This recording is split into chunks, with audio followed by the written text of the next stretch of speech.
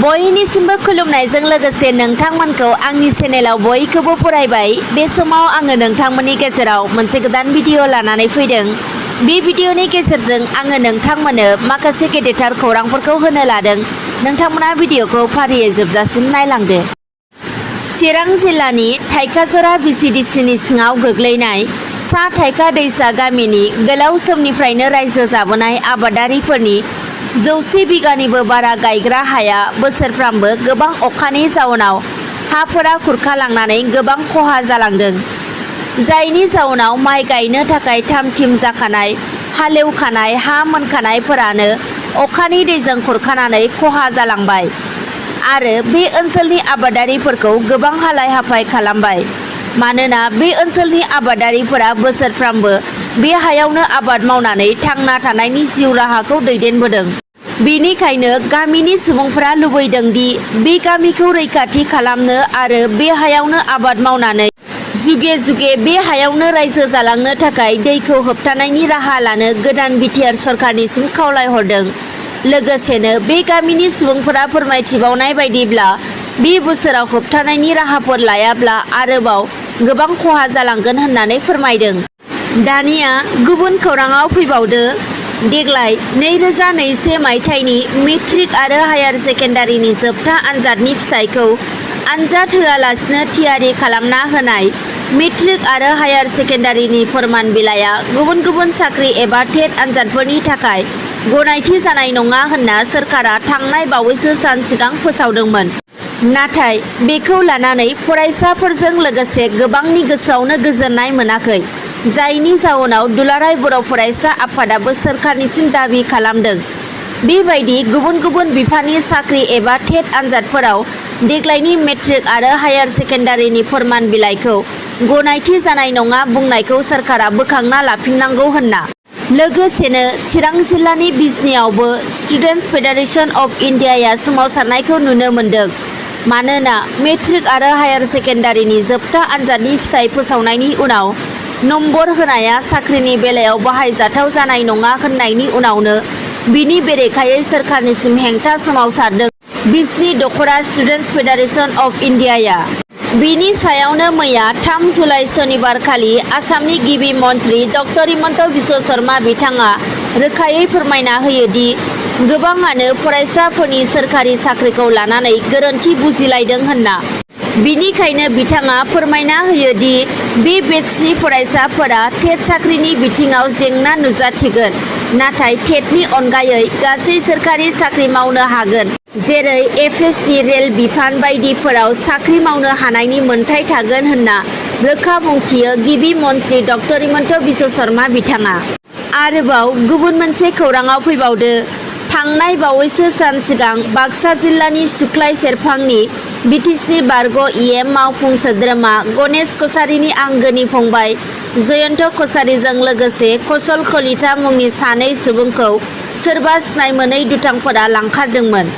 बे जाथायनि सायावनो आसाम पुलिसनि गोख्रों अपारेशननि गेजेरजों मैया लांखारग्रा सुबुंखौ आसाम पुलिसआ हमनो हाबाय। मोनथिनो मोननाय बायदिब्ला सानैखौबो लांखारग्रा दुथांफोरनिफ्राय रैखा खालामनो हाबाय। बे जाथायनि सायाव आसाम पुलिसआ लांखारग्रा सुबुंखौ गुलि गावना जोखोम खालामनानै हमनो हादों होनना खौरां मोननो हादों। दानिया आरोबाव फैबावदो। UPPL सोरखार सोलिबाय थानाय समाव जायफोर सुबुंफोरा रायजो राजानिफ्राय जाख्ल'नाय एबा न' होनाय खामानि होनायनि मुङाव रां लागोन बैसोर सुबुंफोरखौ आयेन बायदियै मासिनिफ्राय बोख्लायनाय जागोन। मानोना UPPL सोरखारा माब्लाबाबो रायजो राजानिफ्राय जाख्ल'नाय एबा रां लानायखौ खाबु होनाय नङा। बे बाथ्राखौ रोखा बुंथियो बिटिआरनि मावफुं सोद्रोमा राकेश ब्रह्म बिथाङा। बे थांखि बायदियैनो बिटिआरनि मावफुं सोद्रोमा राकेश ब्रह्म बिथाङा मैया बाक्सा जिल्लानि 24 नं मसलपुर बियाबनि टिहु बरमा ब्लक जौगाथाय मावखुलि कालजार बिसिडिसिनि मासिगिरि इन्द्रसर राभाया न' होनायनि मुङाव रायजो राजानिफ्राय 2000 राङै लानायखौ अजद मोननायनि उनावनो बिटिआरनि मावफुं सोद्रोमा राकेश ब्रह्मआ गोख्रों राहा लादों।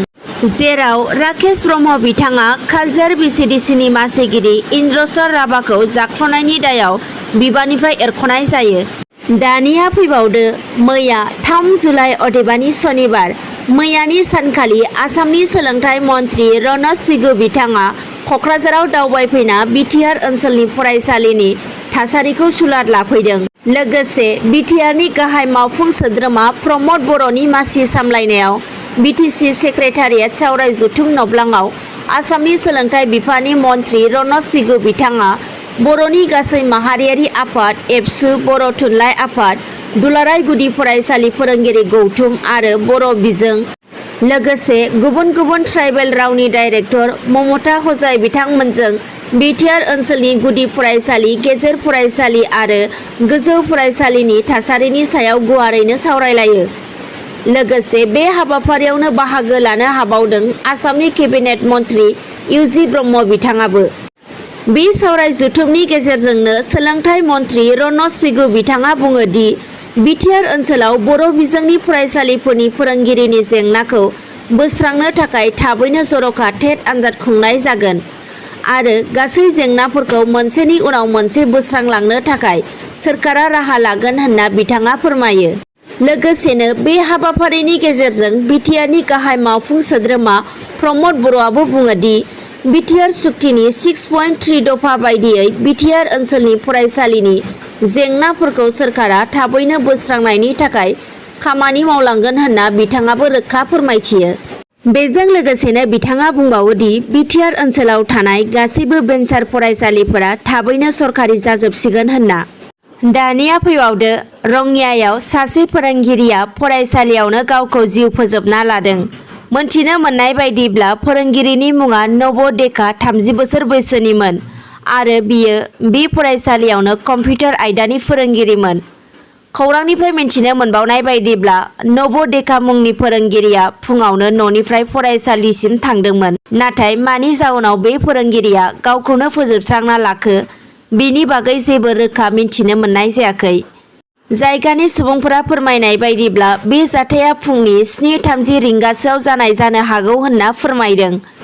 बे जाथाय जानाय जायगायाव पुलिसआ मिन्थिना सौहैनानै नायबिजिरहैयो आरो गोथै सहखौ पस्टमर्टमनि थाखाय GMCसिम दैथायहरो। आरोबाव जोबथि खौराङाव फैबावदो उदालगुरि जिल्लानि उदालगुरि जौमा फरायसालियाव बर' लाइमोनफोरखौ थांना थानायनि राहानि थाखाय होनाय आदबारि सोलोंथाइ आयदाखौ NDABPनि बारग' आफादगिरि दिरेन बर' बिथाङा गोजोननाय फोरमायदों। लोगोसे बिथाङा बिटिआर सोरखारखौ फोरोंथाइ होनायजों लोगोसे सरखारि साख्रिफोरावबो थाबैनो थिसननो थाखाय खावलायदों आरो बारग' NDABफोरनि रांनि राहाखौ थिखानाय सिमाखौ बांहोनो थाखायबो खावलायदों। दिनै फुंबिलिनि खौरांफोरा बेखिनियानोसै। लोगोसे नोंथांमोननियाव निमाहा बिनाय थाबाय मानोना जोबोर अखा हाबाय थानायनि जाउनाव दिनैनि खौरांफोरा मोजाङै खोनायासै। बिनि थाखाय नोंथांमोनहा आंखौ निमाहा होगोन होनना बयनिसिमबो आसा खालामनाय थाबाय। अब्ला लोगोफोर दिनैनि भिडिअ'खौ आङो बेवहायनो दोनथ'नाय जाबाय। एसेनोसै, गोजोन्थों।